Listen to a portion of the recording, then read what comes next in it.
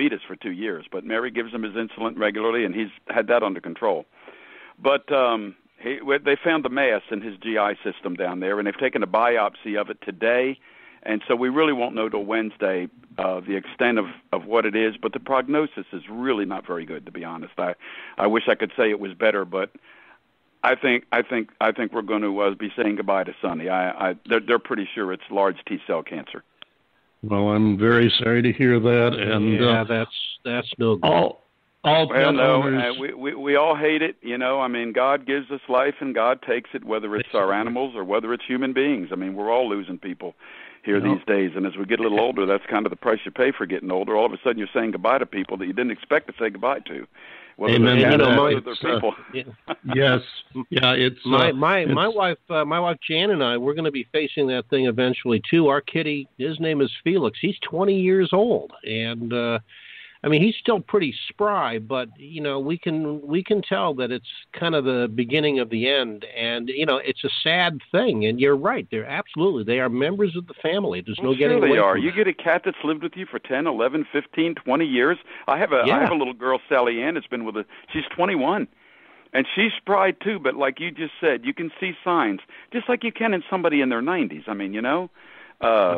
You know, we get old and then we pass. That's really kind of the circle of life thing there. But it's sad to see it happen, and you sure hate to lose them, man. They're friends. That they become friends. They are. They're a part of the family, and I think all pet owners at one time or another go through it. Yeah, because if the circle works right, we live longer than they do. Yes. Their lifespans are shorter, so we don't have our pets as long as we would like to have them. That's just the way that goes. So you got to prepare yourself for it. But I like to try to express, good ownership of pets. You know, when people adopt a kitten or a puppy, it's a commitment, man. You got to stay with it. You got to keep them. Once they quit being so cute, they're still yours. Yeah. It's a major commitment. I mean, it's not something to be taken lightly, and it just drives me crazy that, especially around Christmas or Easter time, the parents will buy their kids this cute little fluffy baby pet of some kind, and oh, wait a minute, that thing's growing up. We got to get rid of it. You know, no, you can't. Yeah. That's just not the way it works. Well, listen, Joe, on a totally unrelated subject, a question that I've been wanting to ask you, because knowing that this interview was coming up, I was trying to formulate some of the questions in my mind. And, of course, you know, you guys are a huge act, and not the only huge act, but you're certainly up there, you know, with the best of the best. And I'm wondering, do you ever consider doing covers of real famous acts' songs? And I'll in particular, the song that I'm thinking of is it is my all-time favorite song by Waylon Jennings, a song called This Time. Mm-hmm. Have you guys ever considered doing a cover of a song of that magnitude? Oh, I don't say we'd ever say no to anything like that, to be honest with you. We covered some songs on our Boys the Back album 10 years ago with Dave Cobb, 11 now. And, we did Seven Nation Army by White Stripes. We did Beautiful Bluebird by Neil Young. We did I Could Hold You in My Arms by Ray LaMontagne. And so it's never out of the question. We did Boom Boom by John Hooker. So, I mean, it's not out of the question that we would do such a thing. No, we've done it before. For the most part, though, what excites us usually is new music. But then again, look at 17th Avenue Revival. We've got a selection of brand new songs on there written by young, new songwriters. But then we went way, way back as far as the Smithsonian to find some of that stuff. So we're open to anything if the song turns us on, to be honest. Would we do it? The answer is probably yes, if it hit everybody to do it. Well, there's a thought right there. I would love to hear that. We could always look forward to a potential cover song album by the Oak Ridge Boys. Get a few classics out there. I'll give you an exclusive, something nobody knows. Lightning Rod Records, 30 Tigers, and Dave Cobb want to do another project. Okay. And we'll probably record it in 2019 for a release in 2020. That's what we're looking at. And who in the heck knows what kind of road Dave Cobb will take us down next time? Well, I'll tell you what you're saying. Let's take some of the great cover songs of all time and do them. I mean, it's people have done that kind of thing, and it could be the idea. the combination of you guys and Dave Cobb has produced a couple of major gems, and 17th Avenue Revival, definitely one of those. So you're right. Who knows? All we know is it'll be worth waiting for. And I would like to right now put our name on the list of interviews for when that album comes out. We want to get on top of that list so that we could get you back here and sure. Play and talk about the new album. Right now, we want to play and talk about 17th Avenue Revival. And I was reading a very famous writer, Chuck DeFan, of he's an award-winning writer for Billboard magazine. He also freelances. And best of all, he's another former radio guy. And he was commenting on the old school approach that you all used on some of the tracks in this album. The idea of basically just getting four guys around the microphone and letting them cut loose with their music. And that goes back to the style of the old gospel groups from 50, 60 years ago, like the Spears and the Stamps. And in fact, that's exactly what Dave was thinking about. You just heard God's Got It. We did that around one microphone. Right. And right. Yeah, and Brand New Star, an interesting story on that is the first song we recorded on this project was Brand New Star with full instrumentation. And it came out great. And at the end of the session, Dave said, "Guys, I want to redo Brand New Star." And I'm thinking, why? Well, how come? And Dave said, "No." And he put that big RCA 77 in the middle of the floor. He sat 10 feet over with just a guitar and said, "Let's just do it this way, just for fun. Humor me." And we did it. And that's what it ended up to be. And we're going to play that. He added some hand claps and a little rhythm to it, but basically it was him with his rhythm guitar and the four of us around one mic singing, which you can't fix, you can't mix, you can't. Right. Whatever it is what it is, and what it is.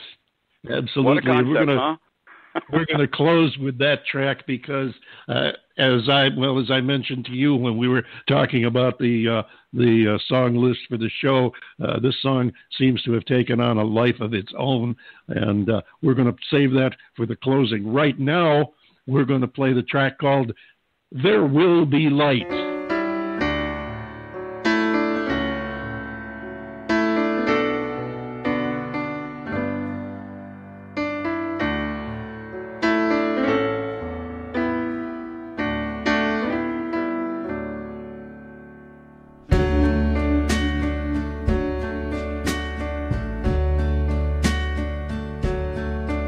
When the world is dark as a moon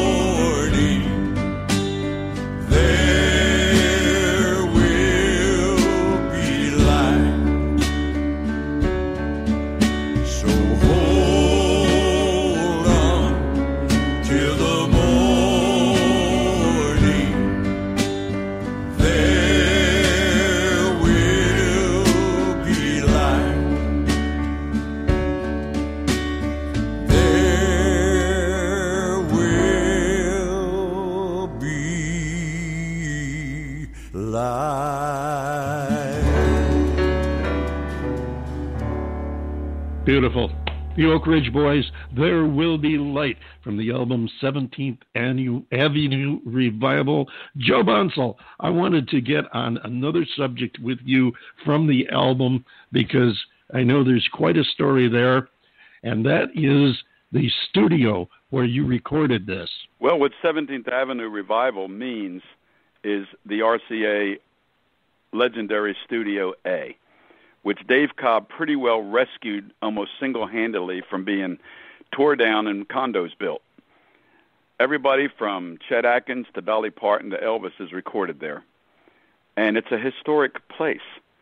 And Dave Cobb now does all his work there. His offices are there.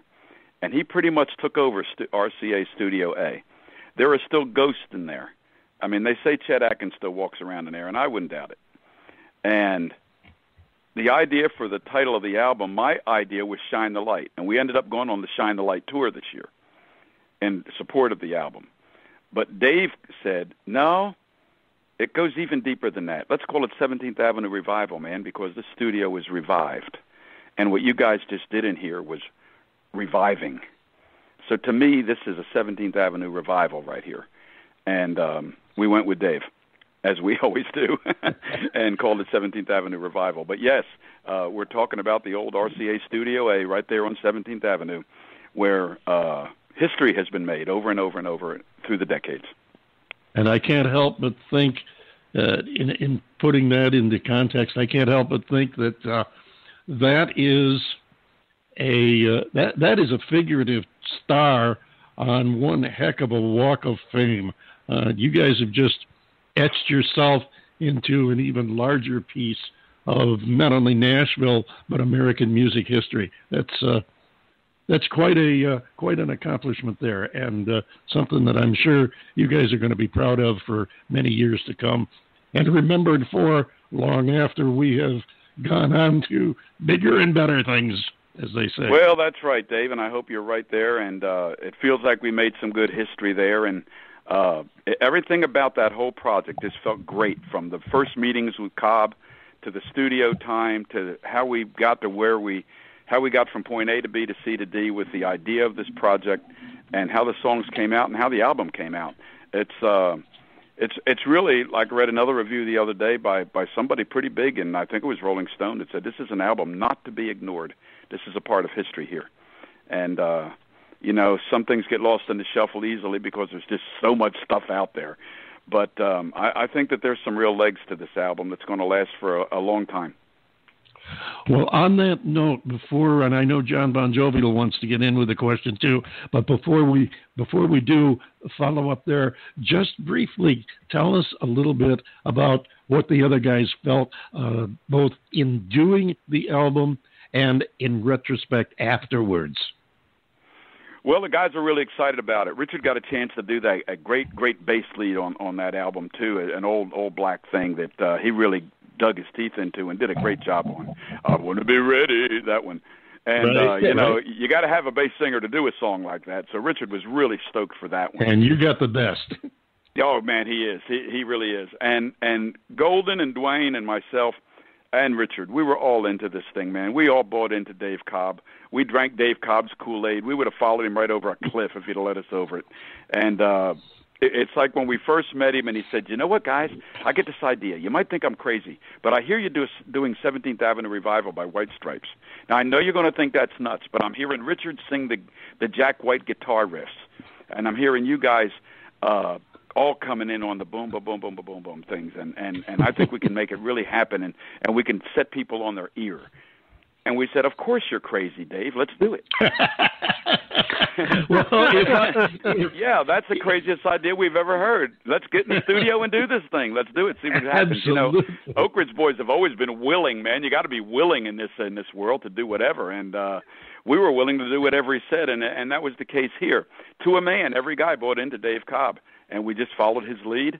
And I think the idea for the album was probably a little more gospel than we were expecting to do. I mean, God knows